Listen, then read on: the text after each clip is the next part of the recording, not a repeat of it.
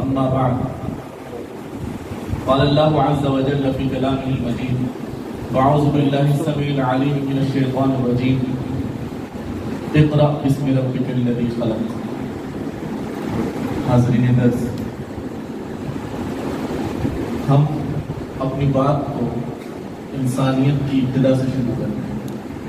اللہ پاک نے انسانیت کی ابتدا جب چاہی اور اس کا مکمل نقشہ اللہ رب العالمین نے سورہ بقرہ کے ابتدائی صفحات میں کھینچا ہے. اور جب اللہ نے فرشتوں سے کہا کہ فرشتوں میں کیسی مخلوق بنانا چاہتا ہوں جس سے دنیا آباد کروں گا اور زمین میں جانشین زمین کا بناؤں گا، تو فرشتوں نے کہا کہ پروردگار ایسی مخلوق کیوں بنانی جو زمین میں جا کے فتنہ و فساد پیدا کرے، جو زمین میں جھگڑے لڑائی کرے، جو آپس میں گتھم گتھا ہو، جو ایک دوسرے کی ہمیشہ برائیوں میں لگی رہے اور آپس میں قتل و خوریزی کا بازار گرم کر دے. لیکن اللہ تعالیٰ نے کہا کہ انی اعلم ما لا تعلمون. اللہ تعالیٰ نے ان کو دلیل کیا دی؟ اللہ تعالیٰ کا ہر قول دلیل ہے، اللہ تعالیٰ جو کہتے ہیں وہ دلیل ہے، لیکن دلیل کے طور پہ اللہ نے کہا کہ ایک تو میں کہہ رہا ہوں اور دوسرا علم سے کہہ رہا ہوں. انی اعلم ما لا تعلمون، میں کہہ رہا ہوں یہ خود دلیل ہے، لیکن میں علم سے کہہ رہا ہوں. اور اللہ کی ذات سراپا علم ہے، سارا علم اسی کی ذات سے ہے. تو اللہ تعالیٰ نے جہاں یہ کہا کہ میں جانتا ہوں، وہیں اپنی ایک اللہ پاک سراپا دلیل ہے، جو کہتے وہ ہمارے لیے آخری بات ہے. لیکن اللہ نے کہا کہ علم کی وجہ سے میں کہہ رہا ہوں، میں جانتا ہوں وہ چیزیں جو تم نہیں جانتے. تو یہاں سے علم کی اہمیت شروع ہوتی ہے.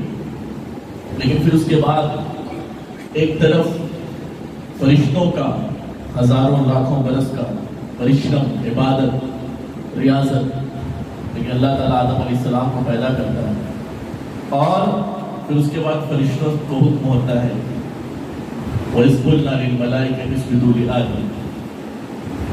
اللہ تعالیٰ کہتا ہے فرشتوں سے کہ سجدہ کرو، آدم کا سجدہ کرو. اور پھر اس کے بعد آدم کی فضیلت کے لیے کیا کافی ہوتا ہے؟ بس ایک انٹلیکچوئل بینگ ہے. علم ہونے کی وجہ سے آدم علیہ السلام اس عظمت کے مستحق ہیں اور اس عظمت کا اعتراف ہونا چاہیے. اللہ تعالیٰ فرشتوں کو کہتا ہے کہ آدم کو سجدہ کرو. اللہ تعالیٰ نے آدم علیہ السلام کو وہ علم سکھا دیا جو فرشتوں کے پاس نہیں تھا. اللہ نے فرمایا وَعَلَّمَ آدَمَ الْأَسْمَاءَ كُلَّهَا ثُمَّ عَرَضَهُمْ عَلَى الْمَلَائِكَةِ فَقَالَ أَنبِئُونِي بِأَسْمَاءِ هَؤُلَاءِ إِن كُنتُمْ صَادِقِينَ.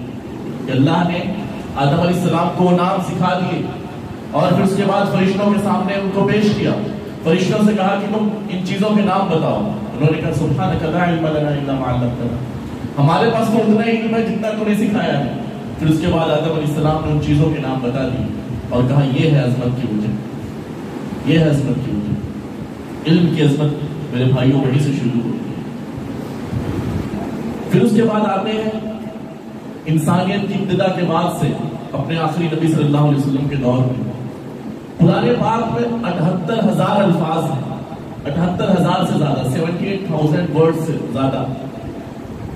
لیکن اللہ تعالیٰ نے سب سے پہلا لفظ جو منتخب کیا اپنے نبی کو اتارنے کے لیے، آپ سب کو معلوم ہو کون سا لفظ، سب کو پتا ہے، ایک بچے کو بھی پتا ہے کہ اللہ تعالیٰ نے سب سے پہلا لفظ جو اتارا قرآن کا وہ تھا اقرا.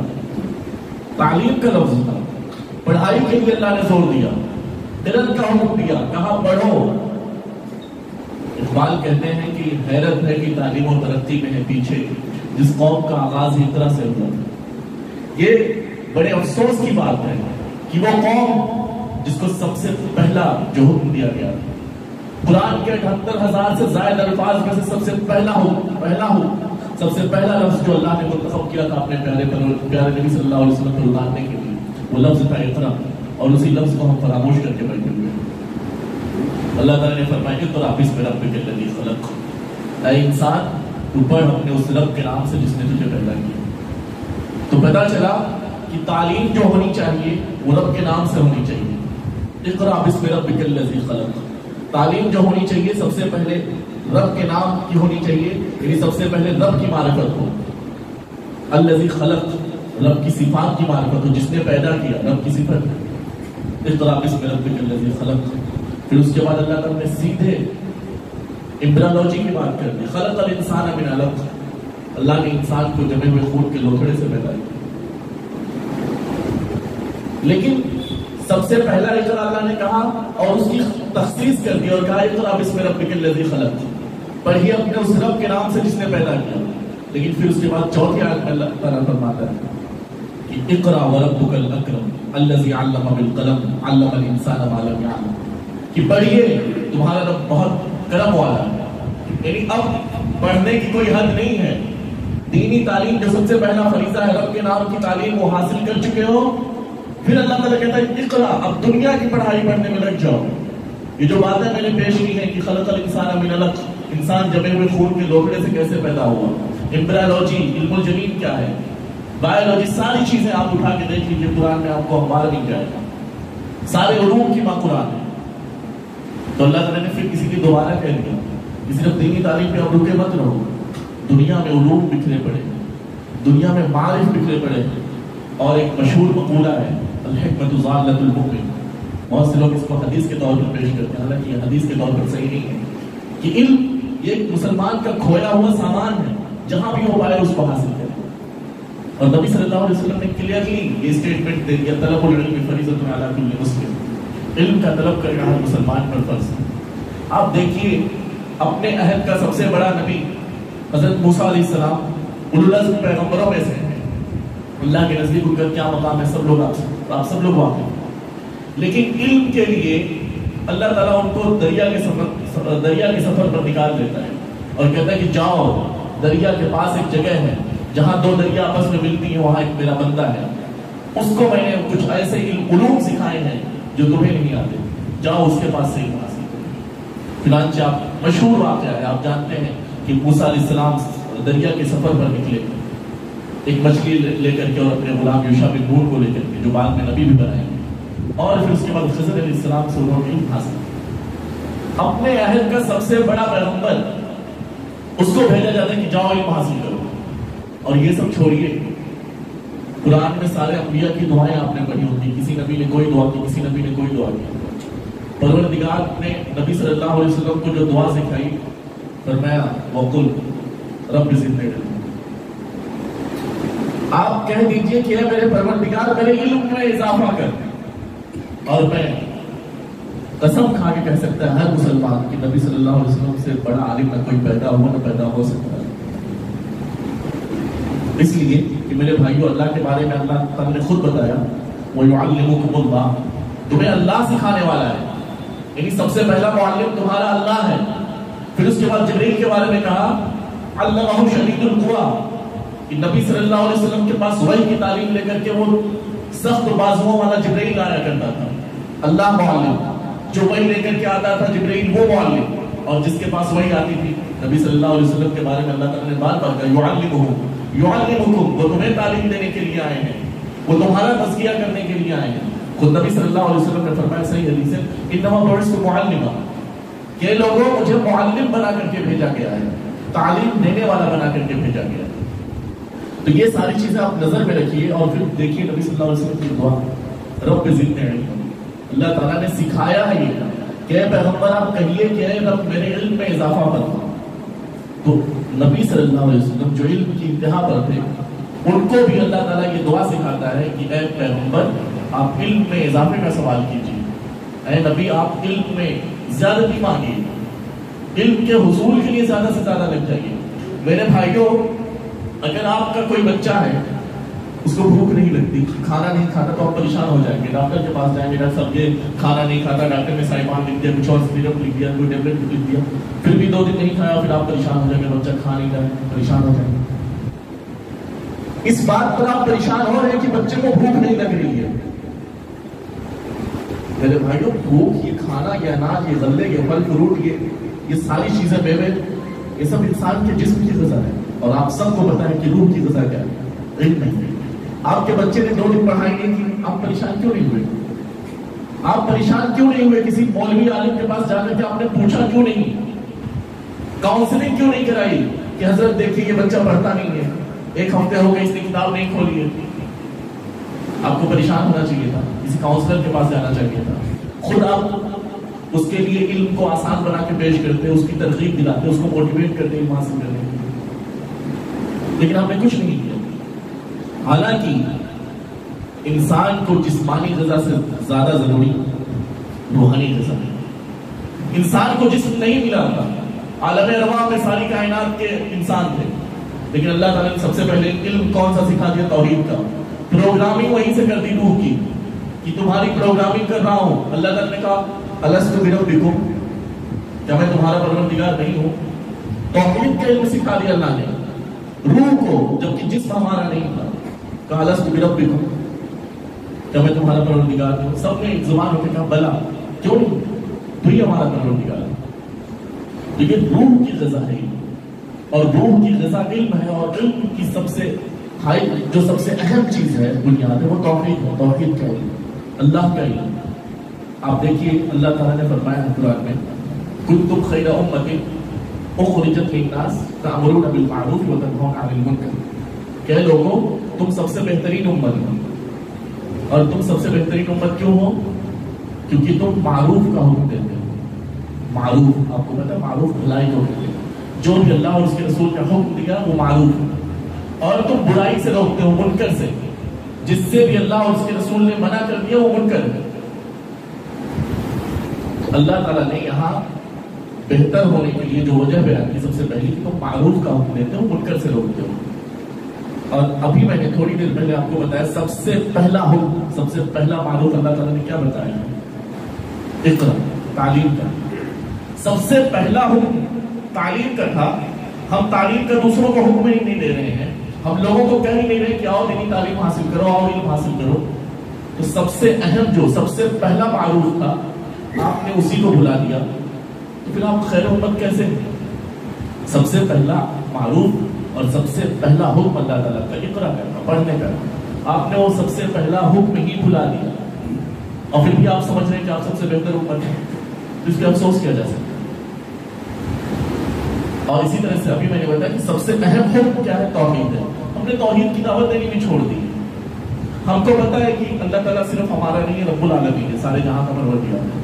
رسول صلی اللہ علیہ وسلم جتنی بھی کائنات ہے، آپ دیکھیے رب العالمین کا مطلب کائنات کا رب نہیں ہوتا ہے، پوری کائنات کا رب، ساری کائناتوں کا رب ہے. عالم کا مطلب کائنات ہوتا ہے، عالمین کا مطلب کائناتوں کا رب. یہ تو سائنٹسٹ آج کہتے ہیں نا کہ یونیورس نہیں ملٹی ورس ہے. قرآن نے تو پہلے کہہ دیا تھا کہ عالم نہیں عالمین ہے. جمع کیسے ہوا ہے؟ عالم کی پلورل ہے، یعنی ساری کائنات کا نہیں، جتنی کائناتیں ہیں ایگزسٹنس میں، وجود میں، اللہ تعالیٰ ساری کائناتوں کا پروردگار ہے.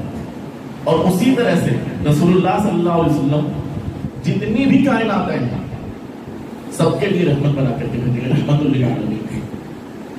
اللہ تعالیٰ کی طرف سے ساری کائناتوں کے لیے اللہ رب العالمین کی طرف سے نبی صلی اللہ علیہ وسلم رسول بنا کے بھیجے گئے. یہ ہم کو پتا ہے.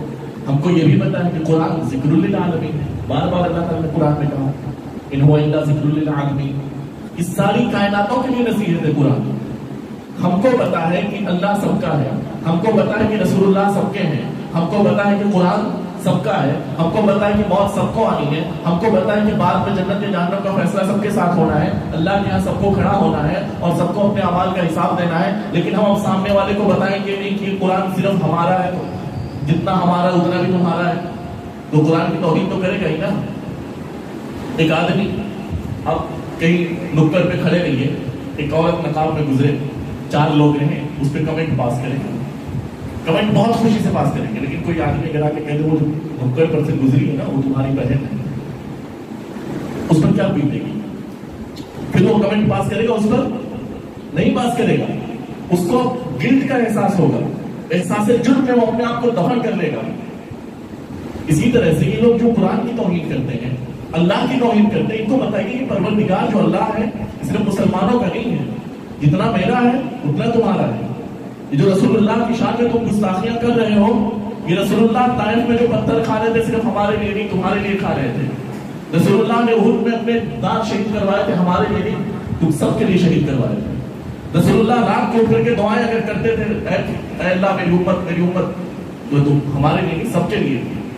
اور یہی وجہ کہ اس امت پر کوئی ایسا عذاب اللہ تعالیٰ نے نہیں بھیجا جو سابقہ امتوں پر آتا تھا. ان کو بتائیے کہ قرآن شروع ہی سے سب کو مخاطب کر رہا ہے. اللہ تعالیٰ کہتا ہے شروع پہلی لائن بسم اللہ الرحمن الرحیم، اللہ کے نام سے جو رحم کرنے والا ہے. تو گنہگار ہو کوئی بات نہیں، آؤ پہلی لائن میں ہے اللہ تعالیٰ کہہ رہا ہے کہ میں رحمان ہوں.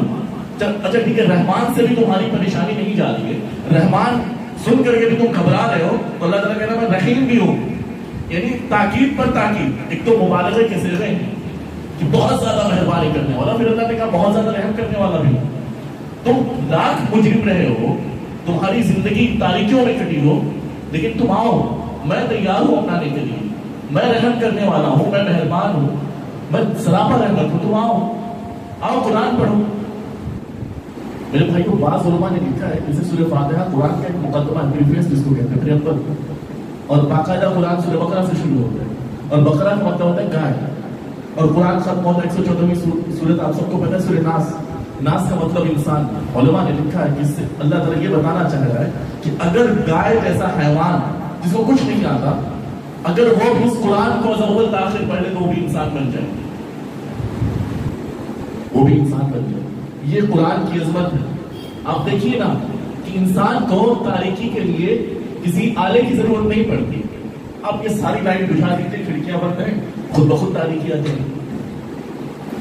روشنی کے لیے سورج کو جلنا پڑتا ہے، روشنی کے لیے چراغ کو جلنا پڑتا ہے، روشنی کے لیے الیکٹریسٹی کا انتظام کرنا پڑتا ہے، بلب کا انتظام کرنا پڑتا ہے، روشنی کے لیے محنت کرنی پڑتی ہے. تاریکی کے لیے کوئی محنت نہیں کرتی. آپ ساری کھڑکیاں بند کر دیجیے، سارے بلب بچھا دیجیے، الیکٹریسٹی کٹ کر دیجیے، آٹومیٹک تاریکی ہو جائے. تو اسی طرح سے انسان کو گمراہ رہنے کے لیے کوئی محنت نہیں کرنی پڑتی.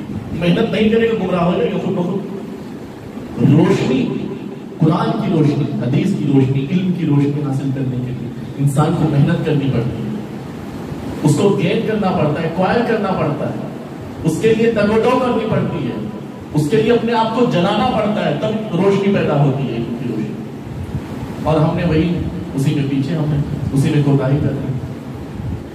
میرے بھائیو آپ دیکھیے صحیح بخاری شریف کی روایت ہے، ابو ہریرہ رضی اللہ تعالیٰ عنہ راوی ہے. ابھی میں نے تھوڑی دیر پہلے آپ سے کہا تھا کہ روح کی غذا کتنی ہے، میں جسم کی غذا کی مقابلے. ابو ہریرہ رضی اللہ تعالیٰ عنہ کہتے ہیں کہ ہم لوگ جو اصحاب صفہ تھے نبی صلی اللہ علیہ وسلم سے پڑھتے تھے، علم حاصل کرتے تھے.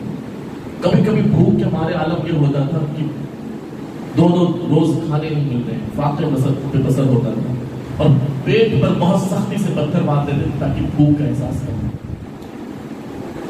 لیکن ہاں وہ پیٹ پر پتھر باندھتے تھے، اپنی عقل پر نہیں، اپنی عقل پر پتھر نہیں باندھتے تھے. ابھی میں نے کہا نا کہ تاریکی کے لیے آپ کو کچھ کرنا نہیں ہے، روشنی کے لیے انتظام کرنا ہے. جہالت کے لیے آپ کو کچھ نہیں کرنا ہے، علم کے لیے تگودو کرنی پڑتی ہے، علم کے لیے تگودو کرنی پڑتی ہے. اور اس سے پہلے میں نے بتایا کہ جس طرح سے ایک گائے بھی اگر قرآن کو صحیح سے پڑھے تو انسان بن جائے میرے بھائیوں، لیکن اگر انسان بھی اس قرآن کو نہ پڑھے تو اللہ تعالیٰ نے خود بتا دیا لَهُمْ قُلُوبٌ لَا يَفْقَهُونَ بِهَا، ان کے پاس دل ہے لیکن اسے سمجھنے کا کام نہیں لیتے. وَلَهُمْ آذَانٌ لَا يَسْمَعُونَ بِهَا، ان کے پاس کان ہے لیکن وہ حق کو سنتے نہیں، قرآن کی تلاوت نہیں سنتے، علم کی باتیں نہیں سنتے. وَلَهُمْ أَعْيُنٌ لَا يُبْصِرُونَ بِهَا، ان کے پاس آنکھیں ہیں لیکن وہ حق کو نہیں دیکھتے، وہ قرآن کو دیکھ کر کے تلاوت نہیں کرتے. اللہ تعالیٰ نے کہہ دیا اولئک کالانعام، یہاں تو گائے سے انسان کی بات چل رہی تھی، اللہ نے کہہ دیا اولئک کالانعام، یہ لوگ چوپایوں جیسے. اتنے پہ نہیں رکا اللہ پاک، کہا بل ہم اضل، یہ چوپایوں سے بھی گئے گزرے. میرے بھائی کتنی باتیں میں کیا پیش کروں، ابھی چوپایوں سے انسان کی بات چل رہی ہے. ایک آیت اور یاد آ گئی، اللہ تعالیٰ نے فرمایا وما علمتم من الجوارح مکلبین تعلمونہن مما علمکم اللہ. اللہ تعالیٰ نے فرمایا ہم سب کو پتا ہے کتا ایک ناپاک جانور ہے، کتا ایک ناپاک جانور ہے. اور ابھی میں نے قرآن کی جو آیت پڑھی اس میں اللہ نے کہا کہ اگر تم نے کتے کو تعلیم دے دی، وما علمتم من الجوارح مکلبین، کتے کو اگر تم نے تعلیم دے دیا، علم یعلم تعلیم دے دی، اگر تم نے کتے کو تعلیم دے دی ہے، کتا ایک ناپاک جانور ہے لیکن کتے کو اگر تم نے سدھا دیا ہے، شکار کرنا سکھا دیا ہے، اور تم بسم اللہ کر کے کتے کو چھوڑو اور وہ شکار پر جائے، شکار کو جھپٹتے، اور شکار اگر وہ مر جاتا ہے شکار پھر بھی تم اس کو کھا سکتے ہو. کیوں؟ ایک ناپاک جانور کا شکار کیسے ناپاک جانور کا شکار کیا؟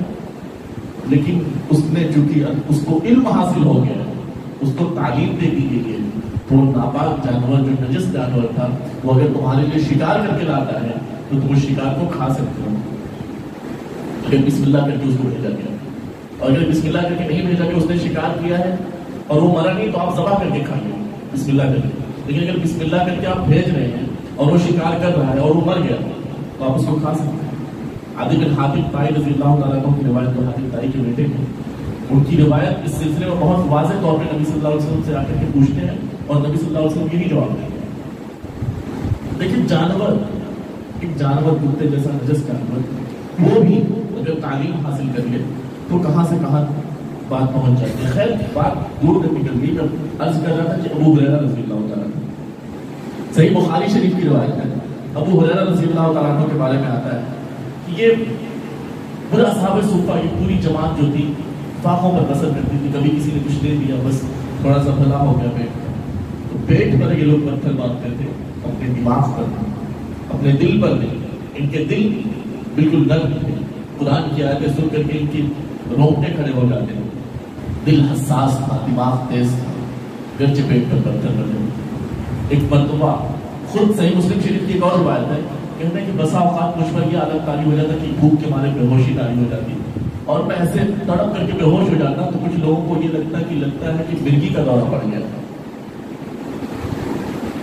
تو یہ عالم ہوگا۔ تو یہ صحیح بخاری شریف کی جو روایت میں عرض کر رہا ہوں آپ کے سامنے، اس میں ہے کہ یہ کہتے ہیں کہ میں بھوک کے مارے پریشان تھا، بلبلا رہا تھا، پیٹ پر پتھر بدے ہوئے تھے، تو سوچا کہیں سے تو کچھ خوراک مل جائے اور اس پیٹ کی آگ کو ذرا سی کچھ کمی آ جائے پیٹ کی آگ۔ کہتے ہیں ابو بکر صدیق رضی اللہ تعالیٰ عنہ گزرے تو کہتے ہیں کہ قرآن کی ایک آیت لے کے میں سامنے پہنچا کہ ذرا اس آیت کی تفصیل بتا دیجیے، اس آیت کو ذرا بتا دیجیے اس آیت کے بارے میں۔ حالانکہ مقصد آیت کے بارے میں پوچھنا نہیں تھا، مقصد یہ تھا کہ شاید ان کی نگاہ میرے حال پر ہو جائے اور وہ کچھ کھانے کا کچھ سامان ہو جائے، لیکن وہ سمجھ نہیں سکے ابو بکر صدیق رضی اللہ تعالیٰ عنہ، اور ان کو آیت کے بارے میں بتا کے جانے لگے چلے گئے۔ عمر فاروق آئے، ان سے بھی کہا کہ ذرا اس آیت کے بارے میں ذرا کچھ بتائیں، تو ان کو ان سے بھی امید تھی کہ شاید یہ سمجھ جائے کہ میرا عالم کیا ہے، بھوک کی وجہ سے میں کتنا پریشان ہوں، یہ بھی بتا کے جانے لگے۔ لیکن پھر وہ ذات آئی جو رحمت للعالمین کی، میں نے بتایا ساری کائناتوں کی یہ رحمت، دور سے دیکھا، حدیث کے الفاظ ہیں، میں قصے بیان کرنے کے لیے جوڑ نہیں رہا ہوں، اللہ کے نبی نے دور سے دیکھا، مسکرا دی، کہا ابو ہریرہ میں جانتا ہوں تمہاری کیا خبر، آؤ میرے ساتھ آؤ۔ تو اللہ کے نبی صلی اللہ علیہ وسلم، ابو ہریرہ کہتے ہیں میں اللہ کے نبی کے ساتھ ہو لیا، اور اللہ کے نبی صلی اللہ علیہ وسلم ابو ہریرہ رضی اللہ عنہ کو لے کے گئے، گھر کے دروازے پر رکے، یہ حدیث کے الفاظ ہیں، اللہ کے نبی اندر گئے اور ابو ہریرہ رضی اللہ تعالیٰ عنہ کے لیے گھر والوں سے اجازت مانگی کہ ابو ہریرہ میرے ساتھ آئے، دروازے پر ہیں، کیا میں ان کو اندر بلا لوں؟ یہ دیکھیے یہ طریقہ ہے، یہ ہے تہذیب، کلچر، یہ اسلامک کلچر ہے کہ آپ کسی کو بھی لے جا رہے ہیں پہلے گھر والوں سے پوچھ لیں، ایسا نہیں کہ بنا گھر والوں کی اجازت کے آپ پہنچ جائیں۔ تو گھر کے اندر گئے اور ابو ہریرہ رضی اللہ تعالیٰ عنہ کی اجازت مانگی، چنانچہ ابو ہریرہ کہتے ہیں کہ میں اندر داخل ہوا، پھر آپ کے پاس ایک پیالہ پیش کیا گیا دودھ کا پیالہ پیش کیا گیا، تو آپ صلی اللہ علیہ وسلم نے پوچھا یہ کہاں سے آیا؟ پھر اللہ کے نبی کو پتا ہے کہ گھر کی کائنات میں کچھ ہے ہی نہیں کھانے پینے کی ایسی چیز، یہ دودھ کا پیالہ کہاں سے آ گیا؟ تو بتایا گیا کہ کسی نے ہدیہ کیا ہے۔ تو آپ ابو ہریرہ رضی اللہ عنہ بہت خوش ہو گیا انتظار، اللہ کے نبی صلی اللہ علیہ وسلم کہتے ہیں ابو ہریرہ جاؤ اور اصحاب صفہ کو بلا لو، صفہ بنو۔ ابو ہریرہ رضی اللہ تعالیٰ عنہ کے الفاظ بہت دلچسپ ہیں، میں وہ سنا دوں آپ کو۔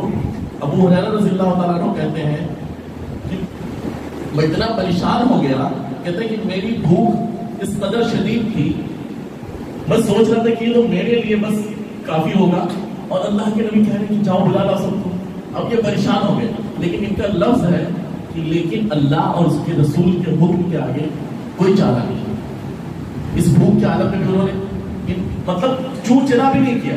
حالانکہ اتنی تو اجازت ہے نا کہ آپ کہہ سکتے تھے اللہ کے نبی میں زیادہ بھوکا ہوں، پہلے مجھے کچھ تھوڑا سا دے دیجیے، تھوڑا سا پی لوں، پھر اس کو بتاؤں۔ لیکن کہتے ہیں اللہ کے نبی کو حال معلوم ہے، پھر بھی اللہ کے نبی حکم دے رہے ہیں کہ کوئی چور چرا کے نہیں جائے۔ تو یہ جاتے ہیں اور سب کو بلا کے لاتے ہیں، پھر سب ایک کنارے سے بیٹھتے ہیں، اب دیکھیں سب بھوکے ہیں لیکن وہاں کوئی چھینا جھپٹی نہیں، سب ایک کنارے سے بیٹھتے ہیں۔ اللہ کے نبی پھر اس کے بعد کہتے ہیں بولے نا پیش کرو. اور پھر کہتے ہیں اب تو بلا لایا تھا, پینا تو پہلے مجھے پلانا چاہیے تھا کہ میرے ذریعے سے سب تک یہ پہنچتا ہے. تو چنانچہ مولا نے کہتے ہیں میں نے پہلے بندے کو دیا, وہ پیٹ بھر کے آسودہ ہو گیا, دوسرے بندے کو دیا, پیٹ بھر کے آسودہ ہو گیا. اس طرح سے سارے لوگ, بعض روایتوں میں 70 کے قریب لوگ, بخاری شریف کی روایت میں یہ چیز نہیں ہے, 70 کے قریب لوگ سب آسودہ ہو گئے. اور اللہ کے نبی صلی اللہ علیہ وسلم نے کہا کہ ابو ہریرہ اب تو صرف میں اور تم بچے ہیں, بقیت انا وانت, میں اور تم بچے ہیں, اب بیٹھ جاؤ اور پیو. ابو ہریرہ رضی اللہ عنہ کہتے ہیں میں نے پیا, پھر پیالہ آپ کی طرف پڑا, اللہ کے نبی نے کہا اور پیو, پھر انہوں نے اور پیا, پھر اس کے بعد واپس کیا, پھر اس کے بعد کہا اور پیو, یہ تھوڑا سا اور پیتے ہیں. کہتے ہیں اللہ کے نبی اب اس کے بعد کوئی گنجائش ہی نہیں بچی. تو نبی صلی اللہ علیہ وسلم نے اس 70 اور 71 آدمیوں کا جو جھوٹا بچا تھا لیفٹ اوور, وہ آپ صلی اللہ علیہ وسلم نے اللہ کا نام لیا, اللہ کی حمد بیان کی اور اس کو پی لیا, پھر اس کے بعد وہ ختم ہوا. تو اس میں دیکھیے کتنی سارے اسباب ہیں, لیکن اصل چیز جو میں بتانا چاہتا ہوں وہ علم کے لیے صحابہ کرام نے کتنی کوششیں کی تھی. افضل التابعین جن کو کہا جاتا ہے, تابعین میں سب سے, یعنی صحابہ کے بعد تابعین کا مرتبہ, تابعین میں سب سے افضل اویس قرنی ہیں, اور سب سے بڑے عالم تابعین کے وہ سعید بن مسیب ہیں. یہ کہتے ہیں کہ میں ایک ایک حدیث حاصل کرنے کے لیے بسا اوقات 3 دن پیدل چلتا تھا, یہ عالم تھا. تو آپ دیکھیے علم کی اہمیت, علم کی یہ اہمیت ہے. اور ابھی آپ نے دیکھا کہ جسمانی اذیت یعنی بھوک کی تکلیف برداشت کرنے کے باوجود علم حاصل کرتے تھے. یہ سب تو ایک طرف آپ دیکھیں گے کہ جان کی بازی, جان کے عوض میں تعلیم حاصل کرتے ہیں, یعنی کسی کی جان بخش کر کے تعلیم حاصل کرتے ہیں, ہے نا تعجب کی بات. اور وہ بھی دینی تعلیم نہیں, دنیاوی تعلیم. آپ سب کو پتا ہے غزوہ بدر 100 ہجری میں ہوئی, وہ 70 کے قریب کفار قتل کیے گئے اور 70 کے قریب ہی قید ہوئے. تو کچھ لوگوں سے فدیہ لے کر کے ان کو آزاد کیا گیا, اور کچھ لوگوں کو یہ کہا گیا کہ مدینہ کے 10 بچوں کو ایک بندہ لکھنا اور پڑھنا سکھا تو اس کے بدلے میں آزاد. اور آپ کو پتا ہے بدر میں لڑنے والے کوئی عام لوگ نہیں تھے, یہ وہ لوگ تھے جس کو کہتے ہیں بلڈ تھرسٹی, خون کے پیاسے دشمن تھے. یہ آئے تھے خون بہانے کے لیے. اللہ کے نبی نے کہا بھائی ہمیں تمہاری جان سے مطلب نہیں, ہمیں تعلیم سے مطلب ہے, تم بچوں کو لکھنا پڑھنا سکھا تو ہم تمہیں چھوڑ دیں. خون کے پیاسے لوگوں کو بھی اللہ کے نبی صلی اللہ علیہ وسلم نے اس عوض چھوڑ دیا کہ وہ بچوں کو ذرا لکھنا پڑھنا سکھا دیں.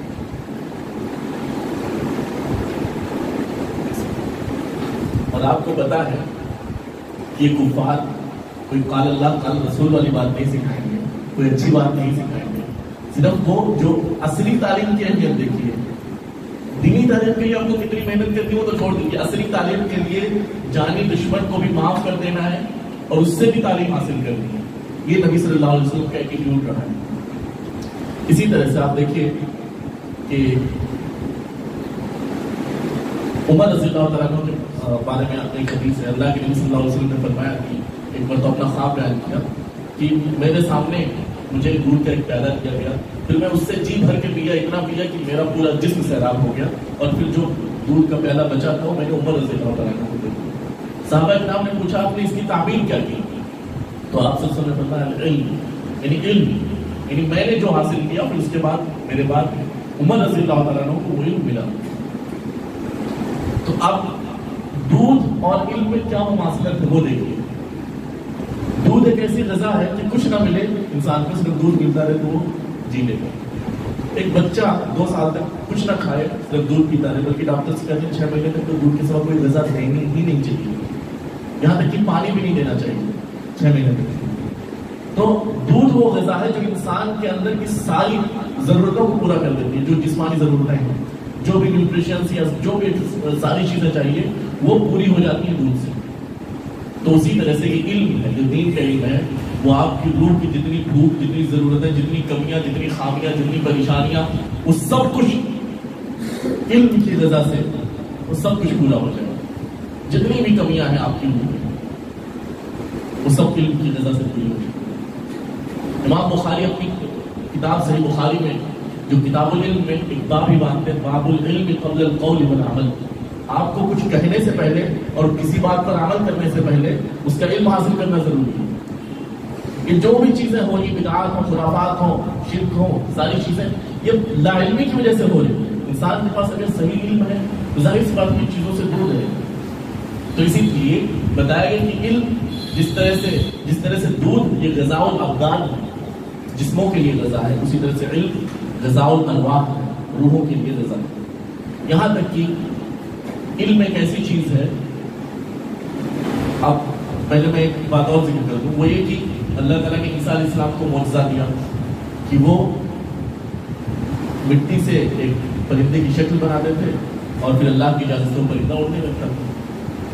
کوئی برس کا بیمار ہے، ابرص، وہ شفا یاب ہو جاتا ہے۔ اس طرح سے بہت سے معجزے اللہ نے ان کو دیے تھے جو کہ میڈیکل ٹرم میں مطلب میریکلز آج بھی ہیں، میڈیکل کی ٹرم میں آج بھی میریکلز ہیں، آج بھی جو میڈیکل سائنس ہے وہ اس لیول کو نہیں پہنچی کہ وہ اس کو کر سکے آج بھی۔ اسی طرح سے موسیٰ علیہ السلام کو جو معجزات دیے گئے اس وقت جادوگری کا زمانہ تھا، تو آج بھی کوئی جادوگر اس لیول کا نہیں ہوا ہے جو اس معجزے کو ٹکر دے سکے، میریکلز تھے۔ لیکن یہ غور کیجیے، موسیٰ علیہ السلام کے پاس لاٹھی تھی، لاٹھی اژدہا بن جاتی تھی، لاٹھی سمندر میں ماری تو راستہ بن گیا، بہت سی چیزیں۔ لیکن یہ دونوں آپ کو اگر آج موسیٰ علیہ السلام کی لاٹھی دے دی جائے تو ذرا سمندر میں مار کے دیکھیے راستہ بنتا ہے کہ نہیں بنے گا، پکی بات نہیں بنے گا۔ ان کے جو بھی سابقہ انبیاء کے جو بھی معجزات تھے وہ عملی تھے، اور عمل کی ایک خامی یہ ہے وہ انسان کے ساتھ ختم ہو جاتا ہے، لیکن علم انسان کے ساتھ ختم نہیں ہوتا۔ اللہ کے نبی صلی اللہ علیہ وسلم کو اللہ نے جو معجزہ دیا تھا وہ قرآن ہے، ہمیشہ کے لیے۔ آپ اللہ کے نبی صلی اللہ علیہ وسلم اس قرآن کے ذریعے سے جتنا معجزہ پیش کر سکتے تھے وہ آپ بھی پیش کر سکتے ہیں۔ قرآن کی ساری آیتیں آپ کے سامنے آپ پیش کر سکتے ہیں، قرآن کے ہر لفظ معجزہ ہے، اور وہ معجزہ آج بھی آپ کے ہاتھ میں۔ آپ کے ہاتھ میں موسیٰ علیہ السلام کی لاٹھی ہوگی، آپ اسے کچھ نہیں کر پاتے، لیکن یہ قرآن کا معجزہ آپ کے سامنے ہے، بس ضرورت یہ ہے کہ اس کو سمجھیے۔ ایک آیت میں آپ کو ہزاروں معنی مل جائیں گے۔ آپ سورہ انبیاء پڑھیے، سورہ انبیاء کی آیت نمبر 31، اس میں آپ کو بایولوجی بھی مل جائے گی، اور اس طرح سے اوشنالوجی بھی مل جائے گی، ساری چیزیں آپ کو مل جائیں گی صرف ایک آیت میں۔ بایولوجی کا سب سے متفقہ اصول یہ ہے کہ ہر چیز پانی سے زندہ ہے، اور قرآن نے سب سے پہلے کہہ دیا تھا کہ وجعلنا من الماء كل شيء حي، پانی سے ہم نے ہر چیز کو زندگی دی۔ تو اس طرح سے آپ دیکھیے، اگر قرآن پر غور کیجیے تو قرآن آج بھی معجزہ میرے بھائیوں۔ تو اس سے پہلے انبیاء کو جو معجزے دیے جاتے تھے وہ یہ تھے کہ اس وقت جو بھی چیزیں چیلنج بن کر کے ابھرتی تھی ہم کے خلاف، تو ان کے خلاف ڈٹنا کیسے ہے، تو ایسے معجزے اللہ تعالیٰ دیتا تھا۔ موسیٰ علیہ السلام کے دور میں جادوگری تھی، اللہ نے وہ معجزہ دیا جس کے ذریعے سے اس چیلنج کو نیست و نابود کیا جا سکے۔ پھر اس کے بعد عیسیٰ علیہ السلام کے دور میں میڈیکل تھا، میڈیکل سائنسز تھی، تو اللہ تعالیٰ نے عیسیٰ علیہ السلام کو وہ معجزہ دیا جس کے ذریعے سے ان کو مات دی جا سکے۔ نبی صلی اللہ علیہ وسلم کے دور میں فصاحت و بلاغت کا معجزہ تھا، قرآن کی فصاحت و بلاغت، اس کے جو الفاظ ہیں، اس کی جو ریٹورک جس کو کہتے ہیں، بلاغت جو ہے، وہ ساری چیزیں اللہ تعالیٰ نے قرآن کی شکل میں پیش کی، اور بڑے بڑے شاعر، بڑے بڑے ادیب سب دنگ رہ گئے، کسی کی ہمت اور مجال نہیں لی کہ اس کا مقابلہ کر سکے۔ لیکن میرے بھائیو، قرآن صرف نبی صلی اللہ علیہ وسلم کے زمانے کے لیے معجزہ نہیں تھا، قرآن تو لائف ٹائم کے لیے معجزہ ہے، ہمیشہ کے لیے۔ جب بھی باطل کوئی بھی چیلنج بن کر کے ابھرا ہے، علماء نے اس کا قرآن ہی سے مقابلہ کیا ہے۔ آپ دیکھیے تیسری، چوتھی اور دوسری صدی ہجری میں فلسفہ اور منطق کا دور ابھرا، مسلمانوں نے اس کا ڈٹ کر کے قرآن سے مقابلہ کیا۔ منطق اور فلسفہ، قرآن کے مقابلے میں کوئی بھی جتنے بھی چیلنجز ہیں وہ سب قرآن سے ہم مات دے سکتے ہیں۔ آج کے دور میں سائنس کا، ریشنلزم کا، سبجیکٹیوٹی آبجیکٹیوٹی کے نام پہ لوگ گمراہ ہو رہے ہیں، ایتھیزم کی طرف کوئی جا رہا ہے، کوئی اور کچھ کر رہا ہے، فری تھنکر۔ اب جانے ساری چیزیں جو ساری برائیاں، خامیاں سائنس کے نام پہ، ریشنلٹی کے نام پہ اور لاجک کے نام پہ گھسیڑی جا رہی ہیں، یہ سب آپ سب بخود بھی آگاہ ہیں۔ تو اس چیلنج کا بھی مقابلہ ہمیں قرآن سے کرنا ہے، قرآن سے ہی کرنا ہے۔ آپ سوچئے ارسطو اور سقراط، یہ تین نام ایسے ہیں جو فلسفے اور منطق کا سب سے بڑا نام ہے۔ یعنی آج بھی کوئی بھی منطق اور فلسفے کی بات ہوگی تو ان تینوں کا نام آئے گا۔ ارسطو کو ارسطوٹل کہا جاتا ہے، اور سقراط کو پلیٹو، اور سقراط کو ساکرٹیس، یہ انگلش میں۔ لیکن امام ابن تیمیہ ایک عالم ابن، اور انہوں نے ان کی جو لاجک کے نام پہ جو غلطیاں تھیں وہ غلطیاں پیش کی، اور کوئی آج تک جواب نہیں دے سکا۔ انہوں نے کتاب لکھی امام ابن تیمیہ، درء تعارض العقل والنقل، الرد علی المنطقیین، एलिफिकेशन ऑफ द लॉजिशियन। तो ये सारी किताबें उन्होंने लिखी और आज तक कोई जवाब नहीं दे सकता। तो जरूरत ये है कि जो भी चैलेंजेस आए हम कुरान के हाथ में रखें, कुरान का मौज़ा, कुरान की बलागत और कुरान के हुरूफ और कुरान के मानी, और ये अल्लाह का कलाम है, वही इलाही है, इस इंसान का कलाम नहीं, ये हमेशा हमारे साथ। अब इसको पढ़ेंगे, समझेंगे, फिर उसके बाद मुकाबला कर सकते हैं, वरना हम खुद परेशान होंगे और हमारी कौम भी परेशान होती है। तो इसी तरह से अब मैं आखिरी बात कहकर अपनी बात खत्म करूंगा क्योंकि बहुत ज्यादा हो गया। आप देखिए कि अभी यूएस प्रेसिडेंट यहाँ आए या बड़े से बड़ा प्राइम मिनिस्टर आए, कहीं प्रेसिडेंट की अहमियत होती है, प्राइम मिनिस्टर की अहमियत होती है। हमारे यहाँ प्राइम मिनिस्टर की अहमियत होती है, जो मेन रूलर है वो प्राइम मिनिस्टर है। तो अगर कहीं भी जाता है ये तो उसको प्रोटोकॉल एक मिलता है, और उस प्रोटोकॉल का नाम होता है रेड कारपेट प्रोटोकॉल। हम सब लोग जानते हैं, यानी जब वो उसके इस्तेमाल के लिए रेड कारपेट बिछा दिया जाता है। ये सबसे हाईएस्ट प्रोटोकॉल है जो किसी मुल्क के सरबराह के लिए दिया जाता है, रेड कारपेट प्रोटोकॉल। ये सबसे बड़ा प्रोटोकॉल है इस दुनिया का। लेकिन मेरे भाई अल्लाह के नबी फरमाते हैं, मन सलक तरीक़न यल्तमिसु फ़ीही इल्मन इल्ला सहलल्लाहु बिही तरीक़न लहू बिही तरीक़न इलल जन्नह, कि जो शख्स इल्म के रास्ते में निकलता है और इल्म के लिए अपने आप को वक्फ करता है तो अल्लाह ताला उसके लिए जन्नत का रास्ता आसान कर देते हैं। फिर हदीस का अगला टुकड़ा है कि फरिश्ते व इन्नल मलाइकता लतज़उ अजनिहतहा लिज़ल तालिबिल इल्म, जो फरिश्ते हैं उनको कौन सा प्रोटोकॉल देते हैं तालिब इल्म को, अपने पर बिछा देते हैं। इससे बड़ा प्रोटोकॉल क्या हो सकता है? अब सिर्फ इसी बात पे आप गौर करिए कि फरिश्ते अपना पर बिछा देते हैं उस शख्स के लिए जो इल्म हासिल करने के लिए निकलता है, उसके रास्ते में अपने पर बिछा देते हैं। और मेरे भाई को अल्लाह की कसम बताता हूं, इससे बड़ा कोई प्रोटोकॉल नहीं। दुनिया वाले कभी ये प्रोटोकॉल नहीं पेश कर सकते जो एक तालिब इल्म को अपनी ईमान में मिलता है। जरूरत है कि हम समझें, इल्म हासिल करें। और मैं फिर वही एक बात दोहरा देता हूँ, अल्लाह ताला ने कहा इक़रा बिस्मि रब्बिकल लज़ी खलक़, सबसे पहले अपने रब के नाम से पढ़ लो जिसने तुम्हें पैदा किया है। फिर इक़रा व रब्बुकल अकरम, फिर पढ़ते रहो, तुम्हारा रब बड़ा करम वाला है, करम करेगा। दीनी तालीम हासिल करो, असली तालीम हासिल करो, करते रहो, लगे रहो। हमारे यहाँ मुसलमानों में एक मक़ूला बहुत मशहूर है कि मिनल महदी इलल लहद, यानी गोद से, माँ की गोद से गोद तक, कब्रिस्तान तक इल्म हासिल करना। इंग्लिश में इसको शायद कहते हैं फ्रॉम वूम टू टूम, वूम टू टूम, यानी माँ की गोद से कब्रिस्तान तक आपको इल्म हासिल करते हैं। मेरे भाइयों, बस अल्लाह ताला से दुआ कीजिए, अल्लाह ताला हम सबको सही मानों में अपनी मार्फत हासिल करने वाला बनाए, दिन इस्लाम का खादिम बनाए और इल्म हासिल करने वाला बनाए हकीकी मानों में। क्योंकि बेशक इल्म वालों ही का मकाम मर्तबा अल्लाह के नज़दीक अल्लाह ने फरमाया कुल हल यस्तवी लज़ीना यअलमून वल्लज़ीना ला यअलमून, कि नबी कह दीजिए क्या इल्म वाले और जाहिल दोनों बराबर हो सकते? हरगिज़ नहीं। कुरान में बेशतर मकामात इल्म की बड़ी अहमियत है। एक छोटी सी बात है, थोड़ी सी बात है जो गैर मुनज़्ज़म अंदाज में हम पेश कर सकते हैं जल्दी में। ये ठीक अल्लाह ताला हम सबको लेकर तौफीक अता फरमाए। अस्सलाम वालेकुम।